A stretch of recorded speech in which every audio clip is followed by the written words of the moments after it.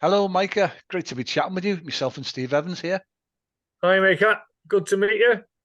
Hello, Terry. Hello, Steve. Right. So, how is life in Finland proper? Tell us about proper. What does that mean? Is that a place? Yes, it is. It is a place. It's southwestern Finland. It used originally name Finland was only with the southwestern part, but when the area grew larger, they had to make up a new name for this southwestern Finland. So it became Finland proper. And the tribe living here originally was called Proper Finns. Finland is ranked as one of the happiest countries in the world. Alongside, they have the world's biggest coffee drinkers per capita. Are you a happy coffee drinker then? I think that's exaggerating. I only drink 15 cups per day. 15? Yeah, small cups because my mug is like this. And I only have about 4 a day. Yep. One. No, it's true. It's true about the coffee. Yeah. But Finland's a happy place, yeah? Well, I just read this Lucy Pearson in Guardian wrote an article, and it was interesting because she had realized what's up with us Finns. We are not seeking the ultimate joy, but we are just content where we are, what we are. We don't require much. We have this country has seen rough years, so we are rather okay. I forgot the word. Rather. How would I say? Well, we don't need much. Yeah, our ultimate try to ultimate joy is just playing lottery. So you're quite content with life, really, just to carry on as you are. You're happy that way, yeah. You don't need much. Happy. Yeah. We hate our politicians and we drink beer and everything is otherwise normal. Good. I've read somewhere that the secret of happiness is balancing what you want with what you have. Yes, that's right. That's right. It's like I said, we are quite happy. Of course, let's say at the point where the neighbor gets new car, you have to run and get your own. That's keeping up with the Joneses, we call it. Yeah. I think that's universal. Yeah. It is. Yeah. Okay, Micah, before we talk about your writing, tell us about your hobbies. On Twitter, your profile mentions that you're an old aircraft enthusiast. So tell us about this unusual hobby. Sounds interesting. Yeah. Well, we are many, and I know I have many Twitter friends who are actually from Britain who are actually close to these airplanes. It's all about this whole thing started when I was this high and I read Commando comics. Oh yeah. And then came the Airfix, Matchbox, Rebels, Frog. You know, my first plane might have been either Corsair or then Hurricane. Okay. Second World War planes. Old warplanes, yeah. And I had quite a culmination here a few years ago for the hobby because I love the movie Battle of Britain. And there was Turku Air Show 50 kilometers west from here in Finland. We got the visitor Spanish Buckhorn, or do you spell it Buchon? Yeah. Which is essentially Messerschmitt 109 with Merlin engine. Yeah. Yeah. Merlin engine, and it was one of those bandits in the movie. Oh yeah. Yeah. I was really glad hearing it, and it actually flew. Yeah. Other culmination which I had was in Duxford Flying Legends 2004 or 5. I went inside the Sally B, the B-17 bomber, which is there. Yeah. In Oxford. Have you had the chance to go and fly in these planes rather than just sort of admiring them and sitting in the cockpit? Well, if I had a few thousand extra bucks, If you were a rich man. Well, I just have to wait for the royalties. Okay. Yeah. And the lottery winnings. And the lottery, of course, yeah. It was those culminations were meaningful for me because another movie I like is Memphis Belle. Oh yeah, you know, the 1990 movie. Yeah, seen it. Yeah, and Robert Downey Jr. is in that film, I think. Hey? Robert Downey Jr. in the film. They talk about the John, the Keats, the poet, the poem, the Irish poet. Oh yes, he was reading it there when they were waiting for takeoff. Yeah. Yeats rather than Keats. Sorry. Keats it was, and it was a meaningful visit for me because I got inside this plane and saw it there, and it really played part of Memphis Belle. Brilliant. Sally B played part of Memphis Belle. But otherwise, like my bio says, I have a belligerent bookshelf, so there is lots of books of airplanes, of war, something like that.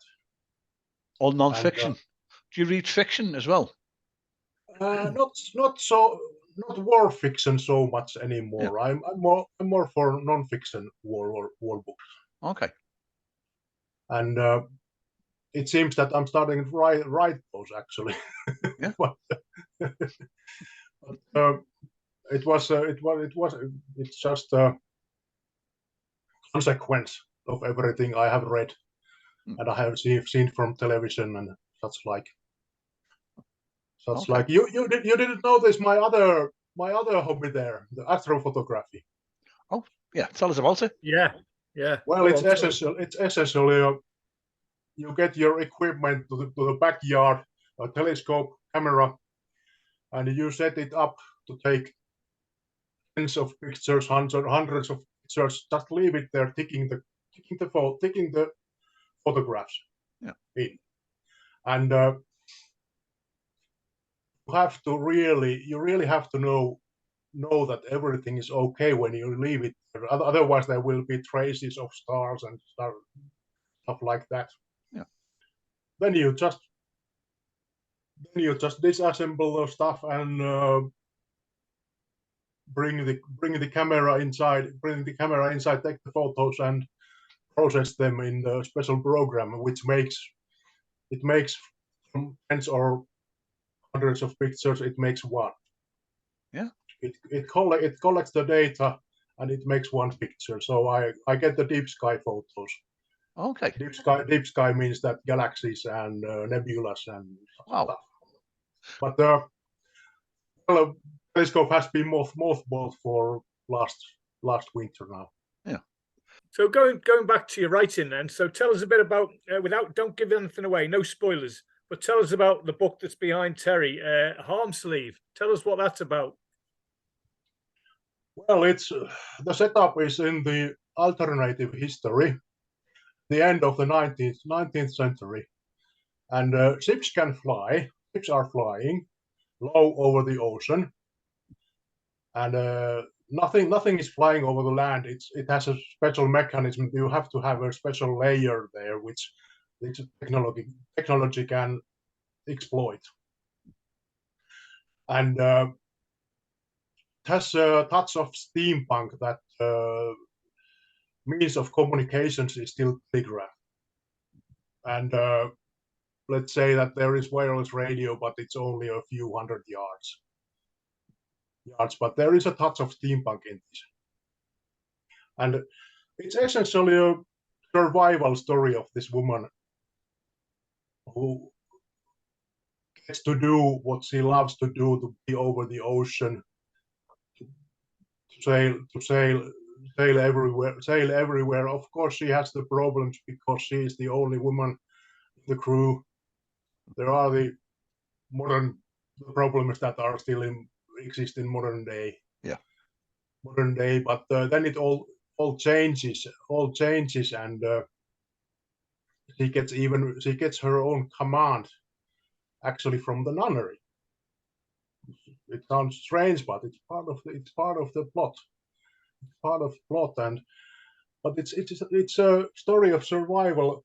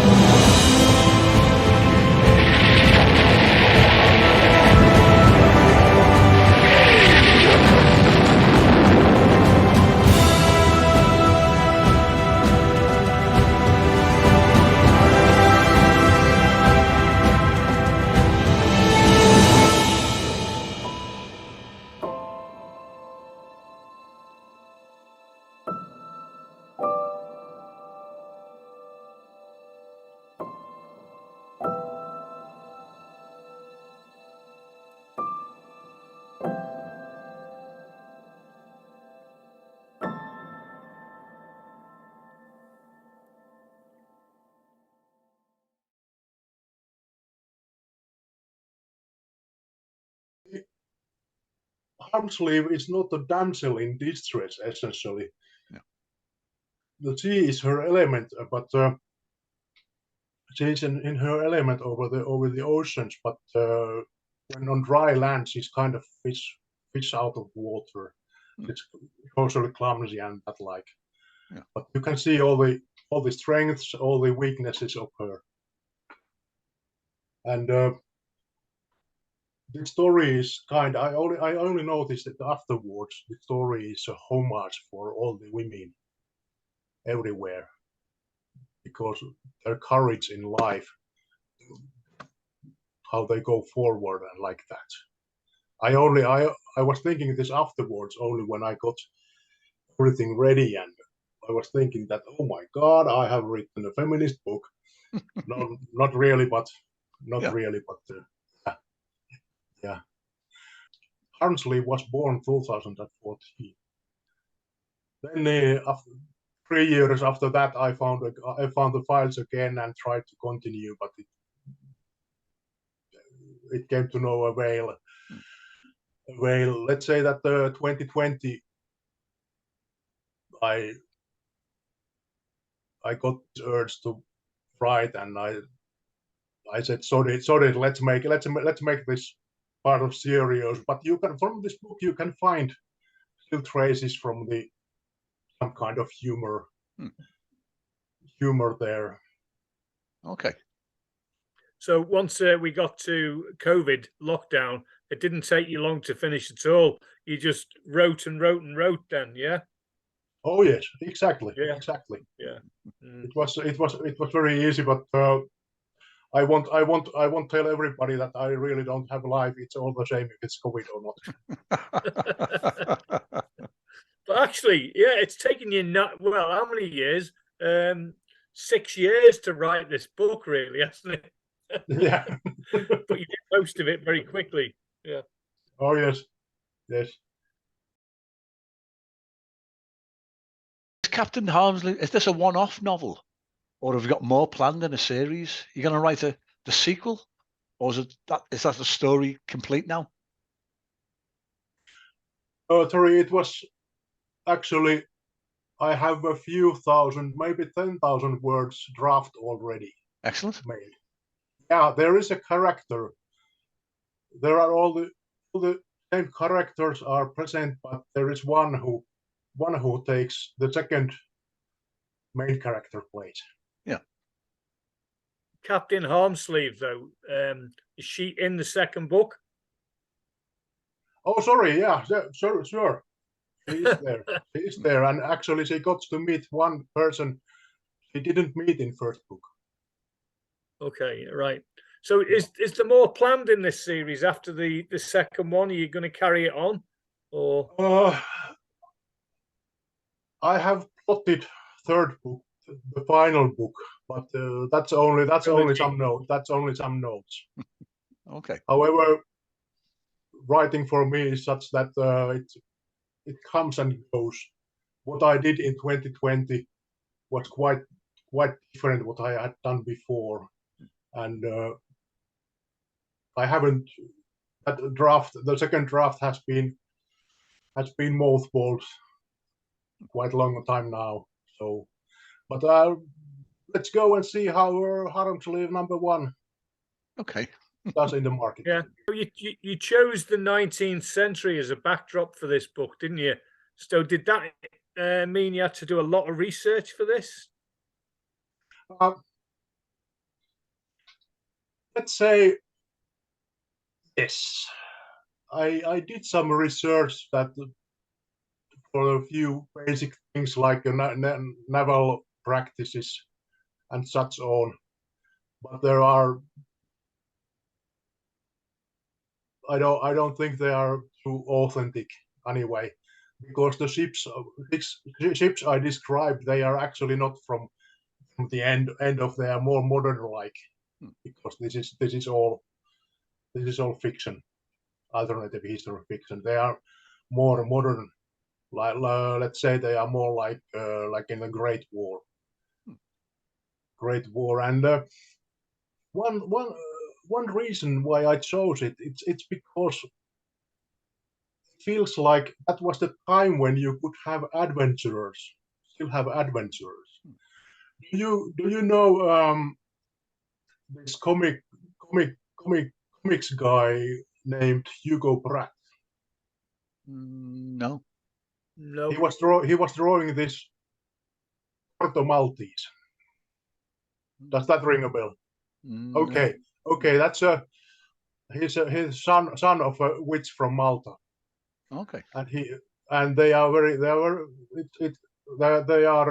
famous graphic novels. But the basic idea was there. He's adventuring in beginning of 20th century in the revolutions and restless areas and stuff like that. And I don't know if there's official version, but I sometimes just read a note from somebody that Pratt was planning so that he was lost in the muck and filth of Spanish Civil War, because he had no place. Such adventurer had no place anymore after the Second World War, because the world was finally changed. Yeah. So this is my idea.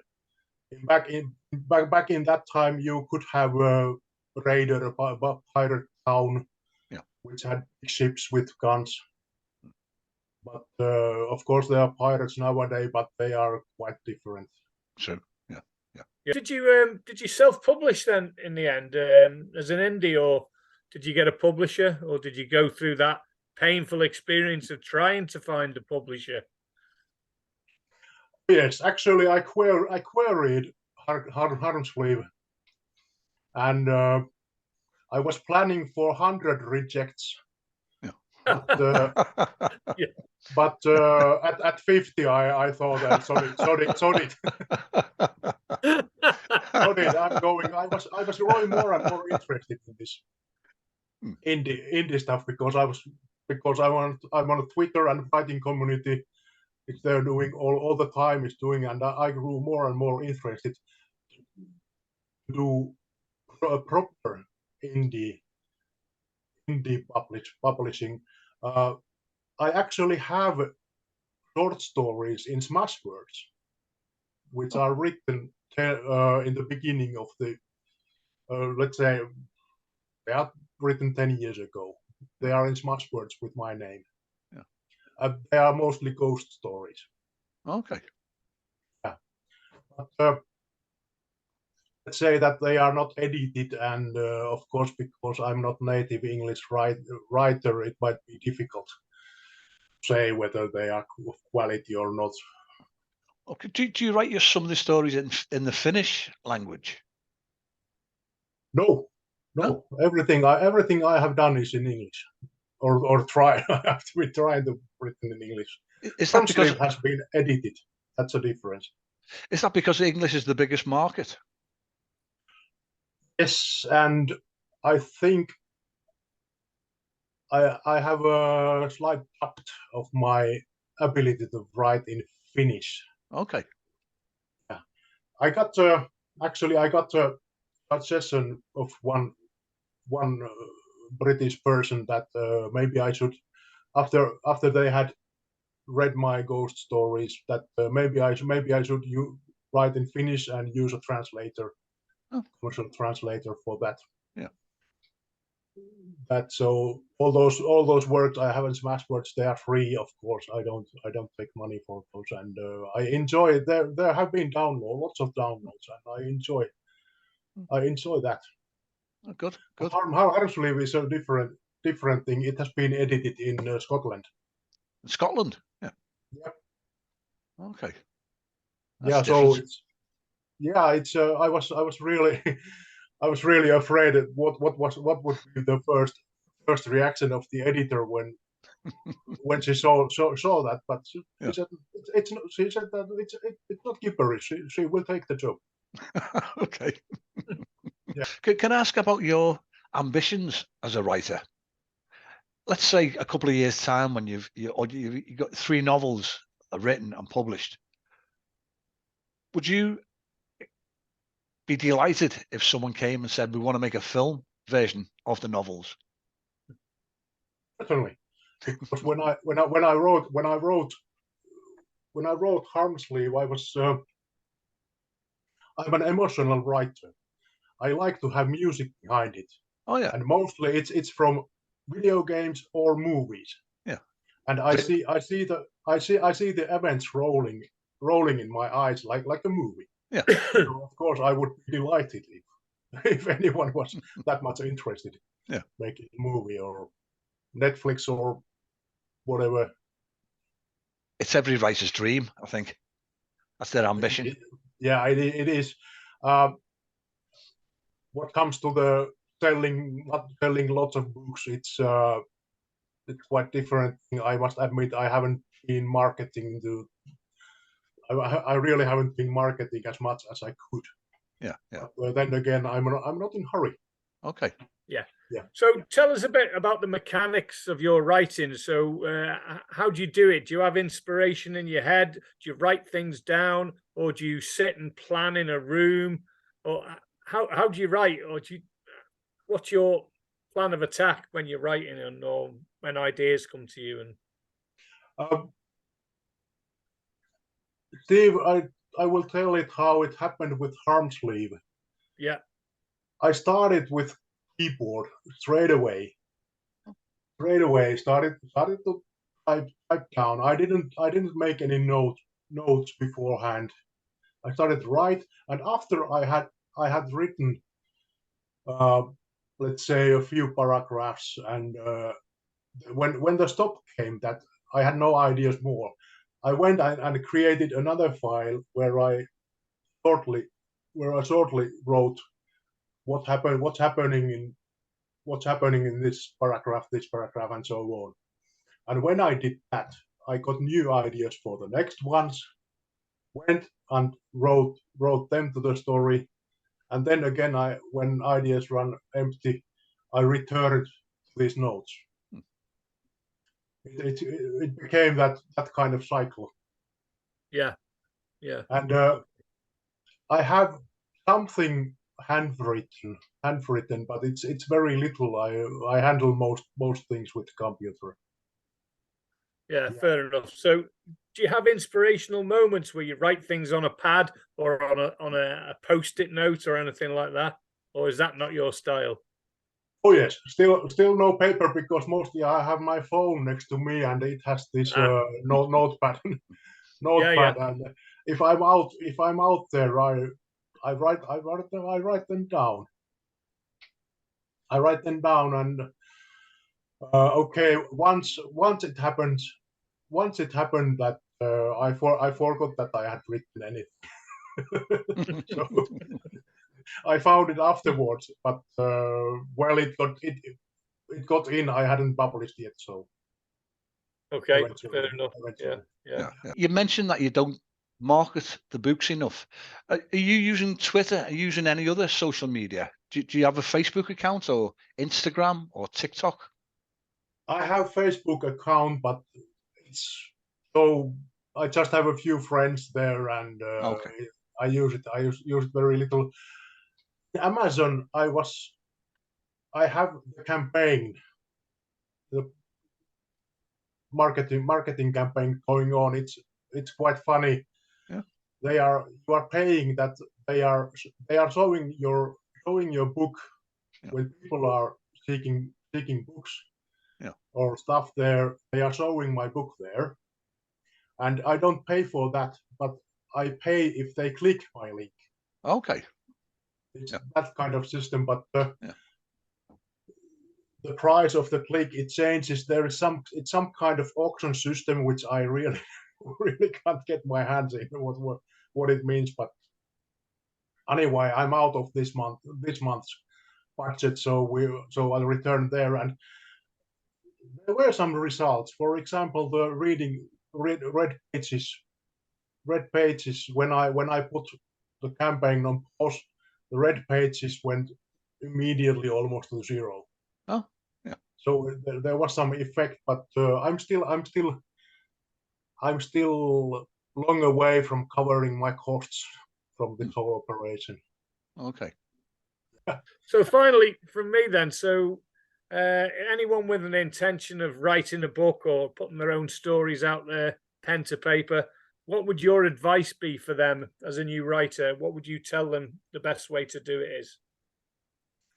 Well, I would say it's your thoughts, your story, you write it. Somebody, or actually many people have said that you have to read and read and read, but I don't agree with that fully. I only say that it's your story, your thoughts, your world, you're creating. And if possible, get an editor.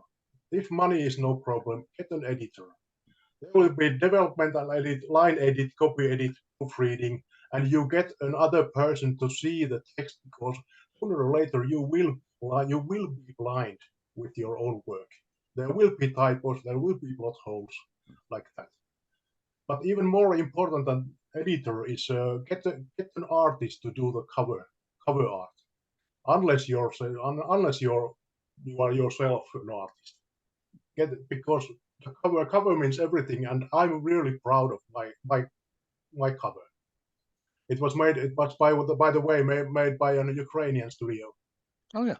Oh, all right. Okay. Superb. If you look at the colors there, you can actually see see the flag. Oh yeah. Yeah. If you look at the colors of that cover. All right. Okay. Yeah, I don't think it's accidental. It's maybe because of the story. There is heroics and everything and stuff. Perhaps they got an idea. Yeah. Okay, but back in this, the artist. If you still got money after all these, get the marketing outsourced. I ran out of money before I could do that. Get the marketing outsourced. And remember, it's your own free schedule. Just relax. It doesn't mean you have to be lazy, but don't rush. Don't rush. That's when bad things happen. Don't rush. Yeah. And last and most important, make backups. Always make backups. USB sticks, external drives, cloud drives. Make those backups. After every session, make a backup. Yeah. I never lost Harmsleave, but I lost a couple of those ghost stories. And Nobody said that, have they, Steve? To the back. They haven't. A massively they haven't, important but point. Very Yeah. important, actually. How many people I've heard of losing information, and they've been in tears. They've been crying because all the hard work's gone. You know. So yeah, makes a lot of sense. If you go googling these retrieving softwares, you can download free. You can download free retrieving software, but there is a catch. It will crunch your file, and then it will tell you that now it's okay, but you have to subscribe and pay a few dollars a month. You get the file. Yeah, true. Yeah, it's just not worth it. Yeah. And if you're really interested, go and read my 2 last blogs from the painmike.com. Yep. They are about the creating and editing and getting the art done and everything. Okay. Yeah. And what happened after the publishing. Okay. I'll put a link up to your blog on this file. Yeah. But Mika, time's caught up with us. It's been absolutely delight chatting with you. And let's keep in touch. Thanks for having me. And I actually envy you guys. You know why? Yeah. You have more Friday left than I do. Only a few hours more. Okay. Yeah, I'm going to go and have a pint. Yeah. All right. Thanks very much anyway. Yeah. Cheers. Thank you, guys. Thank you, Mika. Okay. Thank you. Bye for now. Bye.